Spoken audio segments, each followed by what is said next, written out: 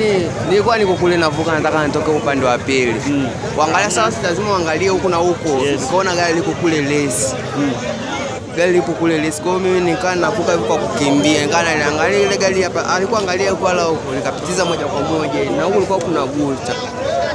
Guta lilipopita hapa likaja likagonga. Lilipogonga ile guta likadondokea huko msingeni. Kwa hiyo na huko tena kulikuwa kuna mama ambaye alikuwa guta likawa limemlalia.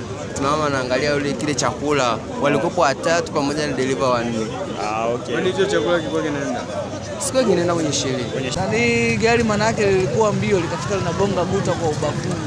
Na kipindi hicho mataa alikuwa yanaonyesha mataa alikuwa yameruhusu upande wa kutokea huko guta lipotoka Manake ile gari kule limetoka limeunga mazima. Huyu baba kwenda Mkatutu. Katokea ukawasha double hazard. Tayari kwa limeruhusu hii njia ya kuelekea wapi? Ya kuelekea mjini. Katokea huku bila kuangalia wala nikafika naunga mazima moja kwa moja. Kwa hiyo huyu wa huku sasa wa guta ambao wamepeka chakula huko kuna maukumbi. Anakuja kushtukia wameshakutana wote katikati. Kwa hiyo wa gari akafika na mgonga yule wa guta ubavuni. Okay. Unaona? Na ndio chanzo cha ile guta kufanyaje?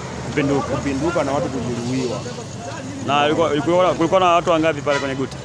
Walikuwa watatu, wanawake wawili na dereva mmoja. Mwanamke mmoja amekaa mbele, mwingine ndio kakaa nyuma huko. Yule wa nyuma ndio wampata majeruhi makubwa maana alizimia na kufa. Ndio alizimia, umeona, lakini yule wa kule hakuzimia, lakini sema alikuwa na ule mshtuko vile wengi la ajali. Wale kipindi guta lenyewe linapita lilikuwa limesharuhusiwa. Ilikuwa limeruhusiwa. Umeona, alikuwa hajaruhusiwa ni wa gari ndio kafika naunga mazima. Mwatali jamruhusu akafika napita mazima tu. Kwa kaka ile kupita nje kutana sana waguta sasa na yeye ndio yupo anashuka sasa. Kwa akamgonga ubavuni. Kwa hiyo ndio katokea sasa ajali. Sheria wa sheria umeona sababu hii barabara kuna usalama, acha tu usalama tu wa matrafiki, kuna usalama wa taa. Sababu mtu kila sector inakuwa na eneo lake kama hii Mapanda junction ya Mapanda njia. Kwa hiyo kila mmoja anatakiwa atii sheria kutokana na sheria zilizowekwa na serikali.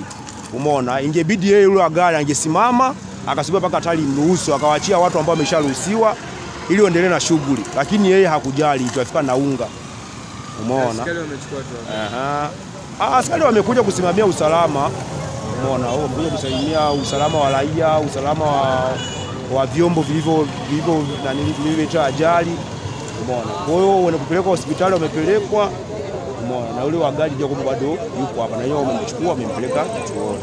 Na vyombo ile gari yenyewe wamepeleka kituoni na guta lile yenyewe wamepeleka kituoni. Na hasara za hapo wamesema wataenda kuzungumza kwa serikali.